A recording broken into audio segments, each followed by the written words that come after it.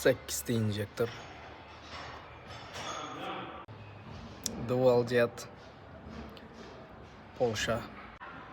Nordic Italiya. Usti esa O'zbekistondan. Propan qo'yish jarayoni namoyish etadi.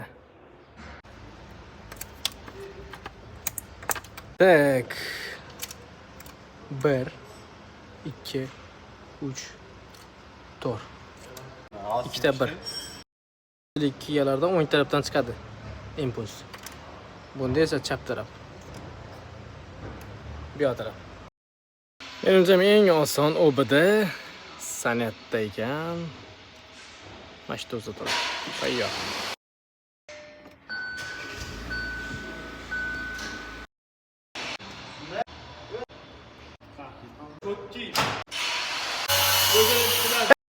Mashinamiz ham bitdi. Yevropa gazdan dual jet qo'yildi, 8 ta injektorli bo'ladi. Spesialni shunaqa mashinalar uchun chiqarilgan. Dual jet qo'ymayman desangiz, 2 ta migali qilib qo'yishingizga to'g'ri keladi. Чтобы 8 ta injektorni 4 tasini o'chirish kerak bo'ladi gazda yurganingizda.